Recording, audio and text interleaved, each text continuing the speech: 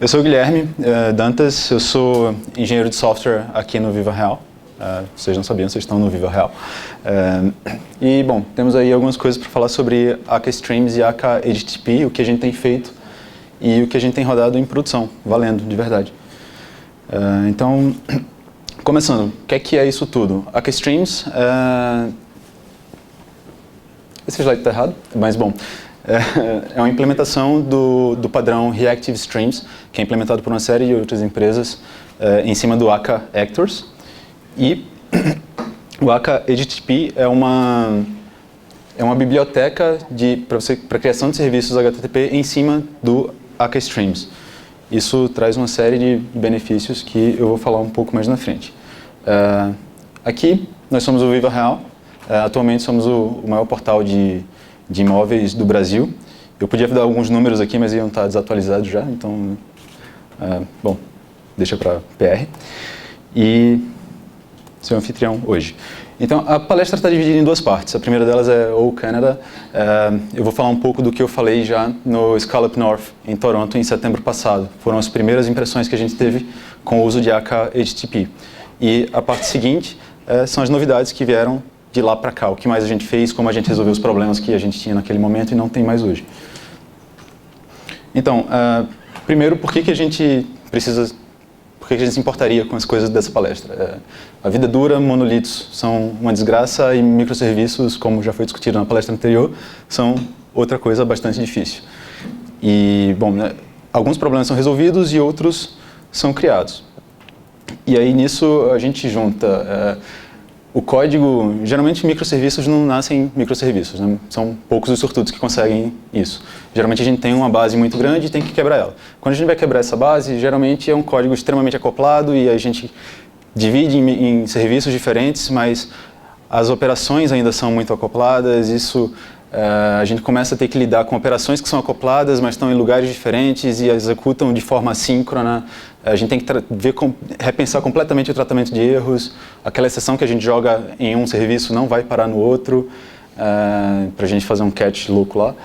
E a gente tem também os problemas com performance e elasticidade. A gente quer que a nossa infraestrutura tenha o melhor rendimento possível, a despeito de você ter máquinas diferentes. Então, se você tem uma máquina que tem uma performance melhor, você não quer que ela sobrecarregue uma com uma performance menor, e você também não quer que a menor segure a maior. Então, são vários problemas a considerar. E por isso, a gente precisa de algumas outras ferramentas. O velho Java Spring talvez não seja a melhor solução para isso. A gente vai buscar outras coisas. E uma das possibilidades é a Scala. A Scala é uma linguagem que adere tanto a programação funcional quanto orientada a objetos. Você consegue escolher melhor as ferramentas que você precisa para cada caso. E tratamento de erros, especialmente, e também essa parte de trabalhar com a sincronicidade de forma explícita, Scala tem um suporte muito, muito bacana. Aqui, a gente começou tentando fazer alguns dojos para apresentar a linguagem para o resto da equipe, mas isso não funcionou. A gente fazia os dojos e depois todo mundo seguia de volta para a vida real. Mas as coisas começaram a mudar quando a gente começou a usar os Akka Streams para desenvolver algumas ferramentas internas. Então, o que era antes só exibição em algumas palestras pequenas passou a ser solução para problemas reais. Eu vou entrar em mais detalhes logo mais. E o ponto seguinte foi, uma vez que a gente já estava usando Akka Streams para uma série de coisas, usar uma biblioteca HTTP em cima desses streams parecia uma ideia natural, assim. Então foi uma evolução um pouco natural. Para as ferramentas, ainda nesse contexto de ter um monolito e quebrar ele em microserviços, a gente está mudando os formatos de dados, a gente está separando esses dados em vários lugares, então a gente está sempre movendo coisa de um lado para o outro. E os streams ajudaram bastante, porque, bom, a gente só diz, a minha fonte de dados é essa, toda a transformação que eu quero fazer está aqui nesses passos e depois eu quero jogar isso para aquele outro lugar. Então, streams fazia muito sentido. A gente conseguiu uma performance bacana, sem fazer muita coisa com threading explícito. A primeira versão de algumas ferramentas que a gente tinha envolviam cyclic barriers, uma confusão, assim, mais da metade do código era só relacionado a execução mesmo, a como gerenciar essas threads e não, de fato, a lógica de negócio que a gente precisava, de fato, aplicar. E era uma biblioteca que deu uma performance muito boa praticamente de graça para a gente. A gente teve que fazer um tuning de parâmetros de configuração do Akka Streams, não foi nada do outro mundo. E aqui é um exemplo, né, com remoção de muitos dados aqui, que seriam dados privados, mas basicamente uma das coisas que a gente fez, a gente usou o Slick, para desgosto de muitos, mas a gente pegava imagens que estavam em um banco de dados e a gente pegava essas imagens, processava de uma série de formas e jogava para um outro lugar. E a gente processou, acho que 20 milhões de imagens em algumas horas, em uma madrugada qualquer, usando uma máquina. Uma única máquina, assim, foi bacana. A gente teve que usar uma única máquina porque a gente estava lendo do banco. Isso não foi uma boa ideia. Mas bom, foi um dia difícil. E em seguida, passamos para o Akka HTTP para as APIs. Como eu falei, a gente já vinha trabalhando com Akka Streams. A Akka HTTP parecia uma escolha natural. Era uma biblioteca que estava muito nova, mas ela era baseada no Spray, que já era uma biblioteca bem madura, com uma performance muito boa, provada, usada largamente na indústria. E também era suportada pela TypeSafe, Typeface, Lightbend, agora eles mudaram o nome. E bom, tem uma série de outras bibliotecas que resolveriam as coisas provavelmente de uma forma semelhante, também seriam boas escolhas, mas a gente tinha que escolher uma e fez sentido ser Akka HTTP. O maior benefício que eu particularmente vi em relação do Akka HTTP em relação às outras ferramentas que a gente geralmente usava para as nossas APIs é que, fora todos os implícitos que você tem que carregar, relacionados à execução de atores, o código em si, para você fazer alguma coisa, para você servir alguma coisa, é muito simples. É muito pouco código. Então você define uma rota e você tem que completar ela de alguma forma. Os dados de entrada da sua requisição vão ir passando passo a passo na sua definição. Quando ele fizer um match, ele entra, executa e retorna. E qualquer coisa, o suporte a coisas assíncronas, ele é extremamente natural, porque você pode completar com um future. Então, se você tem uma operação que vai em um serviço, faz alguma coisa, vai num banco, demora 3 dias, não tem problema, você retorna um future, você não bloca, e você pode responder uma série de requisições paralelamente. E bom, esse é todo o código. Esse código, de fato, executa, ele serve. Existe um projeto, isso está lá, vocês podem ver depois e ver que não é mentira. E aí as impressões, as primeiras impressões são... A gente teve uma performance muito boa. Os serviços que a gente começou usando Scala e Akka HTTP não eram serviços críticos, eles não tomavam tanta porrada para precisar de uma performance absurdamente sensacional, mas do que a gente fez até agora, a performance não vai ser um problema por muito tempo. A gente responde muita requisição, já fiz alguns testes de bater lá dentro e responde muita requisição sem muito problema, mas eu não vou entrar em muitos dados porque eu não fiz um benchmark real de performance, mas isso não tem sido um problema para a gente. A outra questão é que é uma biblioteca, não é um framework. Ele não entra, ele não obriga você a fazer as coisas de um jeito. Ele é um layer muito fino que vai servir requisição HTTP, só. O que você faz para baixo é sua escolha, não tem ele não te força nenhum modelo de arquitetura, nada desse tipo. E também é muito fácil de estender com diretivas e implicits. Implicits, cuidado, mas a gente consegue adicionar comportamentos que são gerais, filtros, etc., em um código que já existe com intervenção muito pequena. Então, alguns exemplos aqui, por exemplo, esse primeiro bloco mostra uma rota muito simples, que depende de um usuário e retorna faz um eco de alguma mensagem que foi recebida, que foi escrita lá no endereço, mas ele precisa de autenticação. Desculpa. Então, tudo que a gente faz é encapsular nosso routes user original dentro de dentro de uma diretiva Authenticate Basic. Então, se eu tivesse uma API inteira, já escrita, e tivesse que autenticar ela agora, é um requisito novo, eu quero expor para o público, são algumas poucas linhas de código que eu tenho que de fato alterar. A intervenção que eu faço no código é muito pequena. Uma outra questão também que é possível são diretivas customizadas. Então, aqui eu meio que fiz uma composição de algumas diretivas com o comportamento que eu queria para a minha API. E é bem simples, ela segue o mesmo padrão.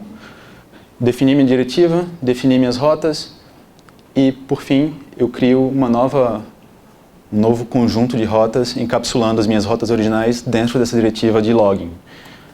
Eu vou passar um pouco rápido por esse código, mas todo ele está em um projeto, vai ter o link no final e vocês podem me perguntar mais e eu entro em mais detalhes em seguida. Implicits também ajudam bastante. Uma das classes principais do Akka HTTP é o ToResponse Marshallable. É um nome grande para uma classe, é uma classe que é um pouco complicada de trabalhar e eu não queria ficar trabalhando com isso o tempo todo. A API que eu estava fazendo era simples o suficiente para eu ficar satisfeito com retornar dos meus serviços ou do que fosse, retornar um status code e um JSON. Então eu consigo criar alguns implicits para fazer algumas conversões e aí se eu recebo um status code e um JValue, que é um JSON em uma biblioteca específica, eu consigo converter isso para o ToResponse Marshallable, eu adiciono isso no meu escopo e fica bem fácil de trabalhar, é um negócio bem bacana. E aí a gente teve alguns problemas também. E aí, bom, um deles é que é bastante coisa para aprender. Quando você pega ao mesmo tempo, um time que não conhece Scala, não trabalhou com arquiteturas assíncronas,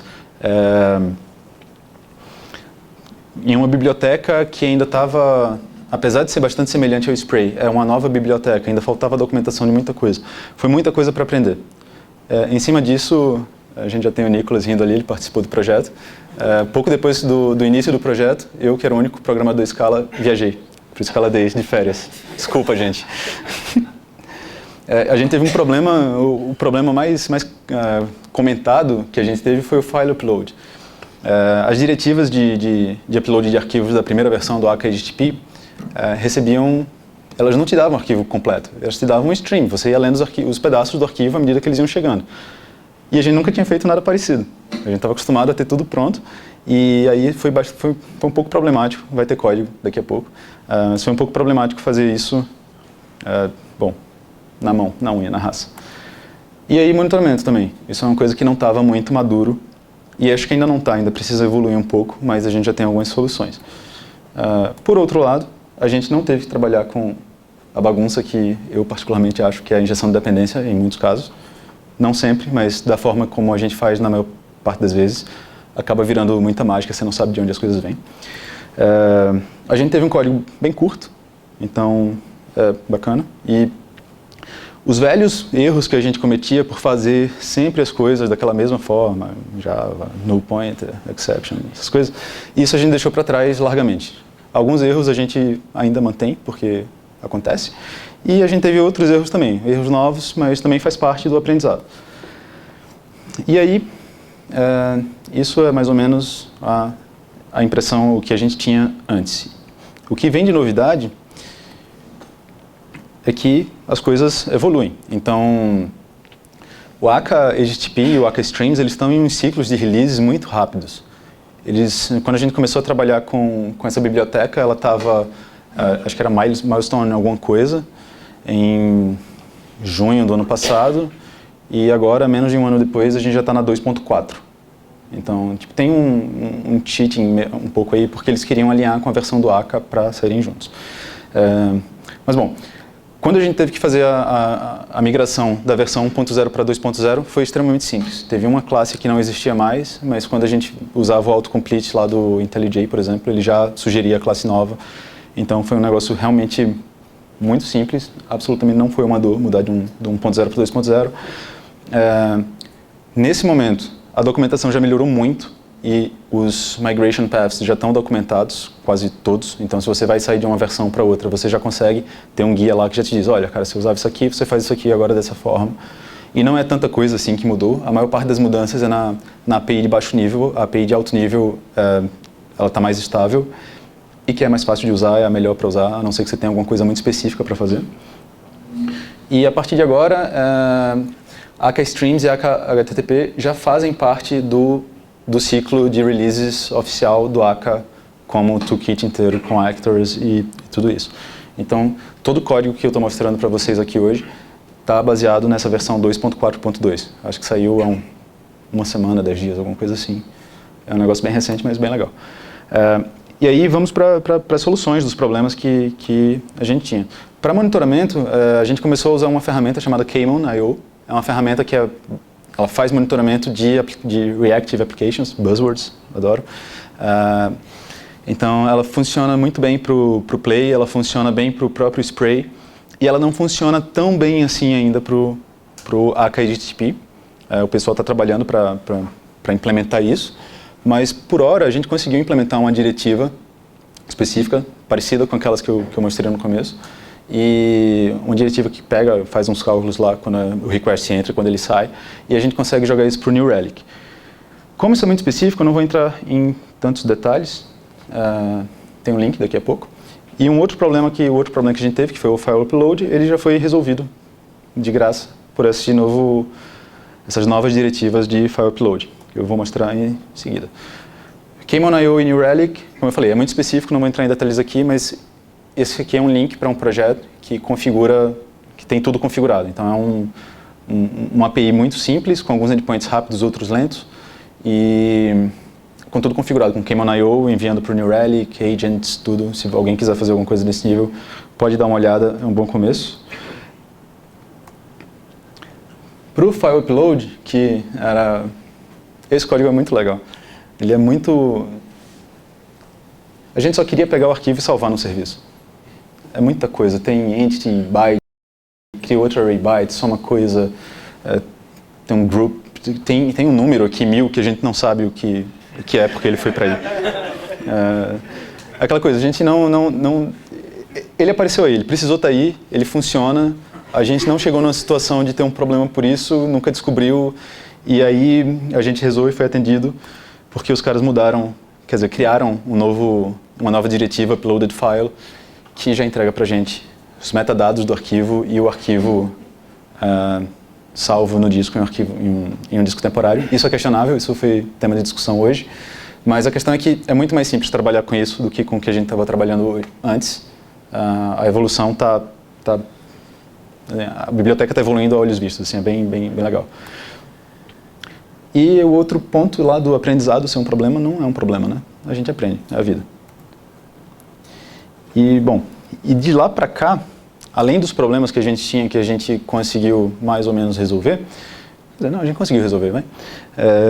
A gente começou a trabalhar mais com streams também. A gente não tinha trabalhado tanto na primeira versão das nossas APIs, mas um pouco depois a gente começou fazendo algumas coisas mais legais. Então, o AK-HTTP é legal. O ponto que é interessante dele ser tão integrado ao AK Streams é que as coisas são um pouco naturais.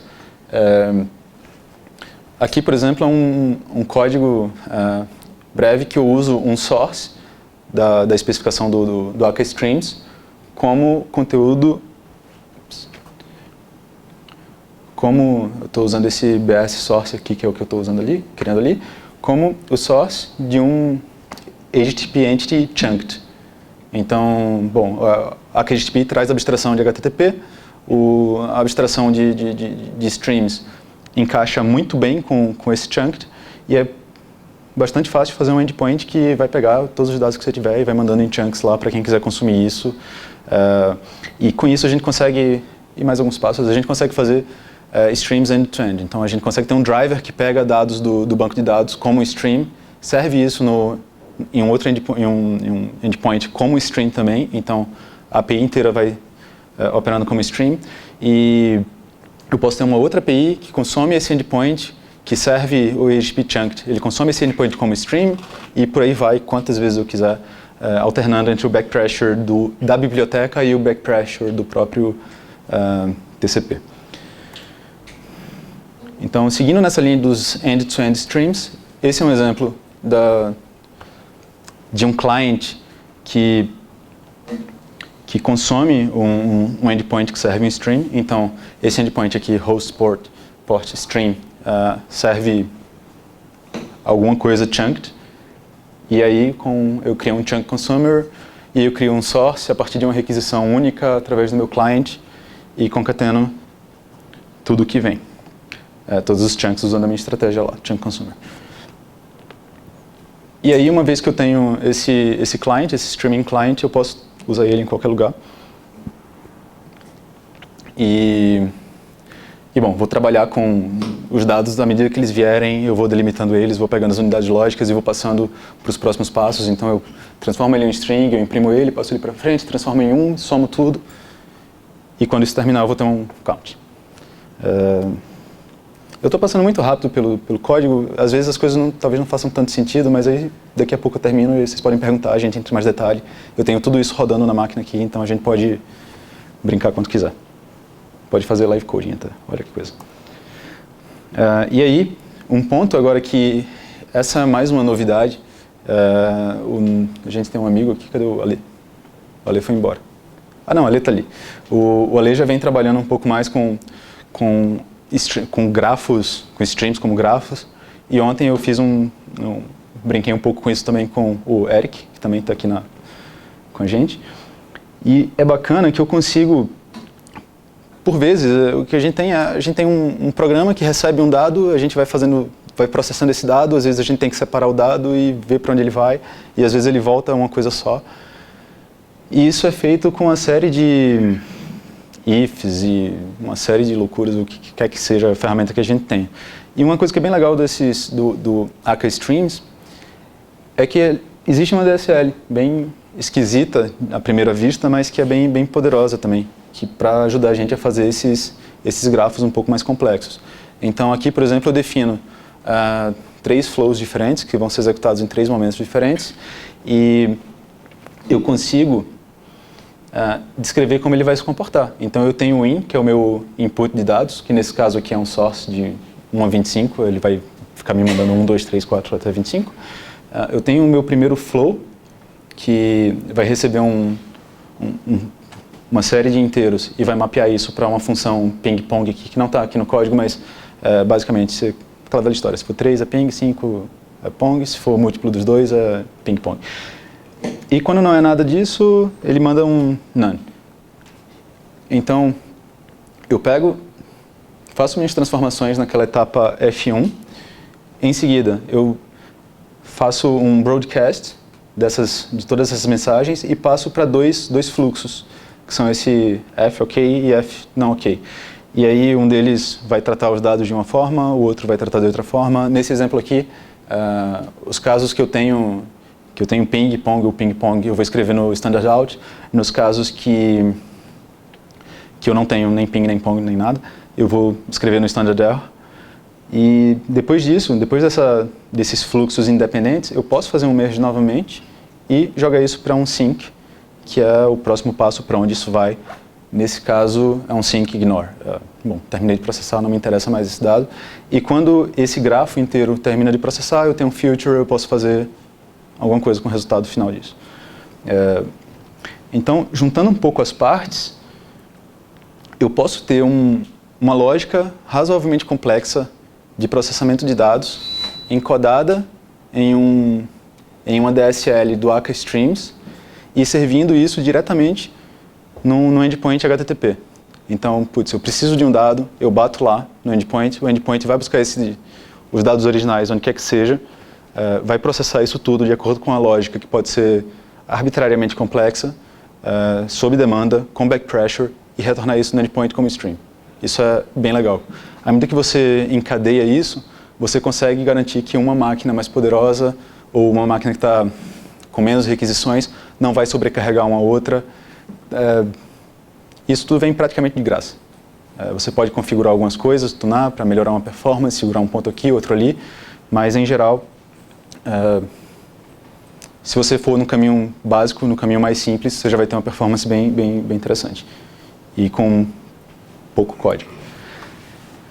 Então, as conclusões que eu tenho sobre as bibliotecas. É um toolkit bastante poderoso, e é um toolkit, não é um framework. Então, eu posso usar Akka Streams, eu posso usar Akka HTTP, eu posso usar Akka Actors, da forma que eu precisar, onde eu precisar. Não preciso ter isso em todo canto.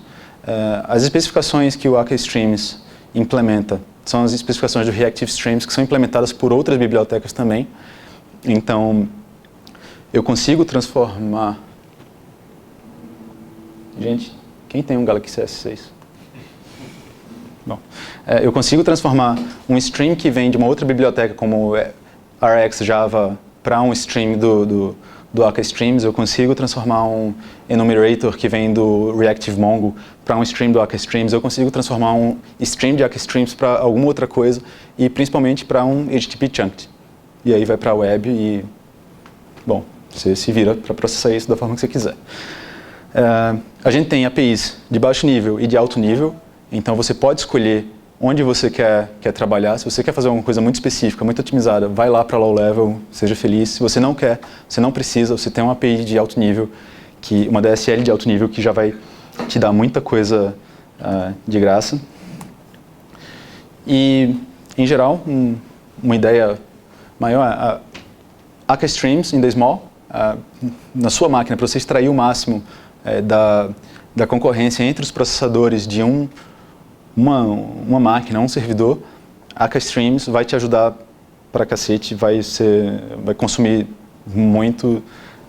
Dependendo de como você configurar as coisas, você pode quase esgotar sua memória, mas operar de uma forma limitada. Então, você vai lá até um limite de memória e você não vai ter pressão de memória além disso, porque você tem back pressure, você para de receber dados ou para de enviar dados de acordo com o processamento, de acordo com a velocidade dos outros componentes do seu pipeline. E aí você bota todos os seus processadores para trabalhar, bem poderoso.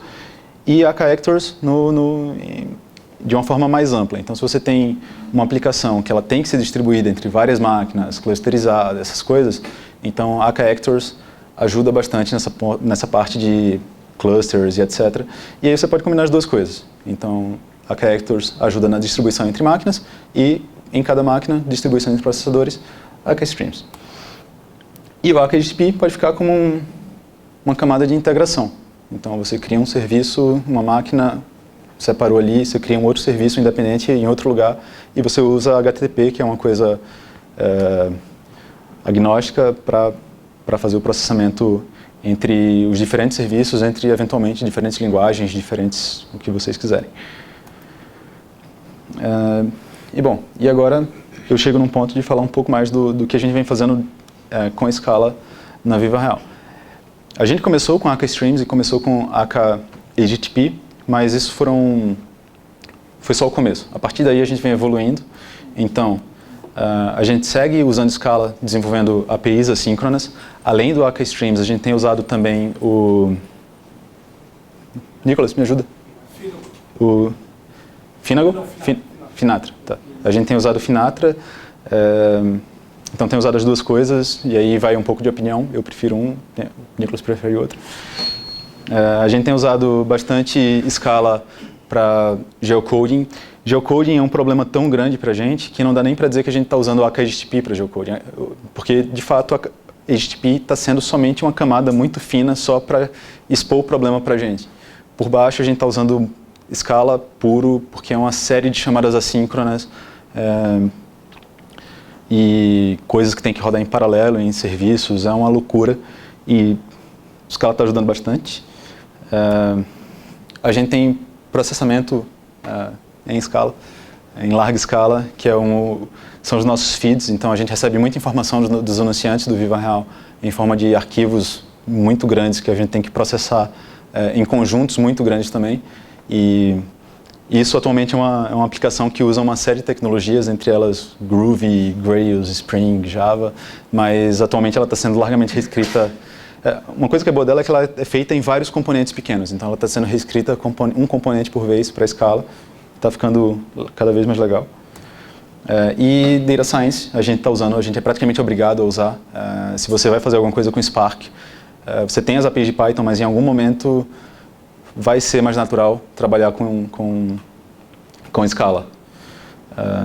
E aí vocês podem saber mais um pouco do que a gente vem fazendo com Scala no nosso blog, que é o engenharia.vivareal.com.br. Essa palestra vai virar um post, então vai estar lá com mais detalhes, com todo o código, todos os links, se vocês precisarem. Esse aqui pode ser uma boa base para gravar. E a gente está contratando, então se isso foi legal para alguém quer tentar um pouco disso, aprender umas coisas, esse é o link para as nossas vagas. Esse link está também na página dos escaladores. Mas se por algum motivo vocês não quiserem usar o link, é tão simples. Mas se não quiserem, tem o meu e-mail, vocês mandam um e-mail e a gente conversa, pode trocar mais ideia e ver como eu posso ajudá-los. E aí, É isso. Esse aqui é o link para a aplicação no GitHub, que tem todos os exemplos, tem alguns outros exemplos até, todo o código roda, é só chegar lá, fazer um clone, sbt run, e escolher qual é o main que vocês querem executar. E agora a gente pode entrar em mais detalhes de alguma coisa que vocês queiram, se for o caso.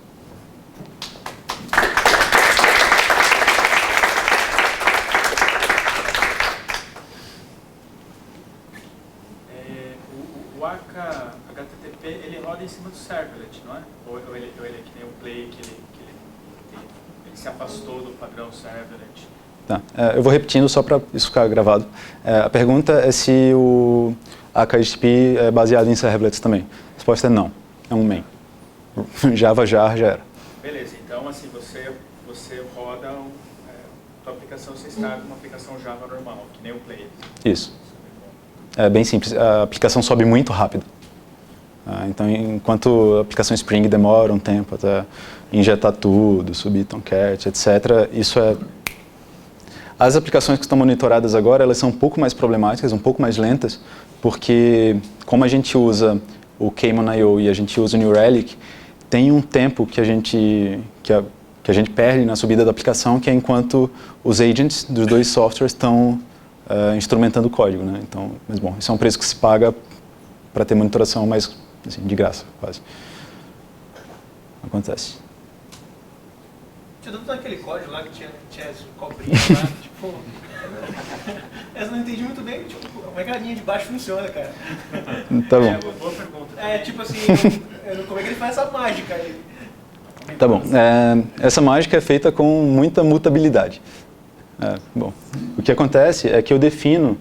Vocês conseguem ver meu mouse? Eu consigo... Não, entendi. Tá bom. Eu defino os meus flows. Os flows são as partes mais simples, então é um lugar que vai entrar dado e eu vou processar e vou mandar dado na saída. E eu defino também algumas etapas de controle do fluxo em si. Então eu defino uma etapa que é um broadcast e eu defino uma etapa que é um merge.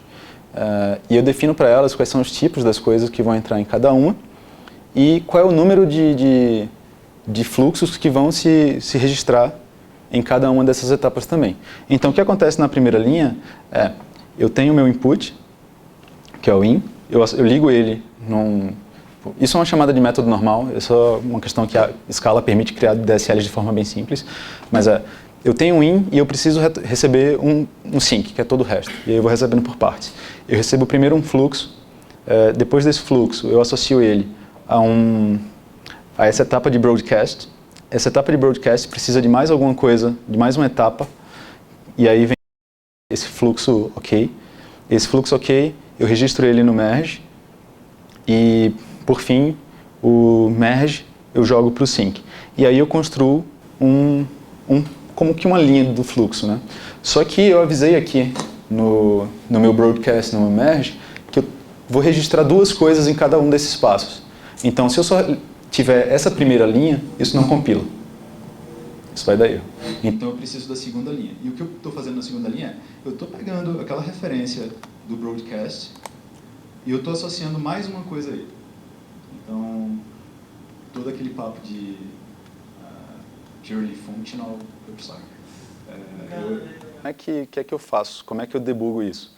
E a resposta é, não sei, eu fiz isso ontem à noite. Mas não foi para apresentação, eu juro. Era um problema real, a gente usou isso para resolver um problema.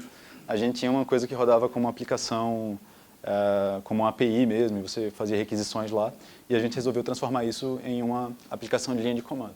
Então, isso aqui foi uma solução legal para o que a gente precisava fazer, porque a gente precisava seguir um pedaço do fluxo, que era a nossa lógica de negócio, que era a mesma lógica do serviço anterior, mas aí a gente tinha que mandar o resultado na linha de comando. Quer dizer, no standard out. E aí a gente não podia misturar a saída de erro com a saída, com a saída padrão. E aí a gente usou esses fluxos para imprimir nos lugares certos. E aí segue. Então essa aplicação agora, ela era antes uma aplicação web, uma API, ela virou uma aplicaçãozinha que pode entrar num pipeline lá da linha de comando e vai embora. Você vai fazendo os pipes lá e ela é uma parte de mais algumas coisas. Qual é o ponto? No caso que a gente fez, é uma aplicação bem pequena. Ela realmente só consegue fazer essas duas coisas. Ou ela processa de acordo com tudo que a gente espera, ou ela vai dar erro, e aí se ela processou bem, ela vai para o standard out, se ela processou mal, ela vai para o standard error, e aí quem vai cuidar disso, como vai resolver isso, é o próximo ponto. Bug, lá dentro mesmo, é muito cedo para falar como tratar isso, e provavelmente os bugs que a gente teria seriam nos serviços que a gente executa em cada passo, e esses serviços podem ser testados individualmente. O Ale, ele já trabalhou com isso.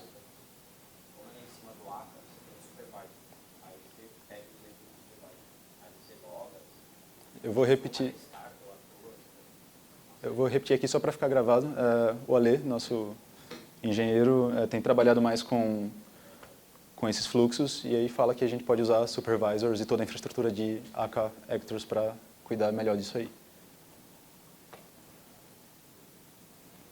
Mais alguém?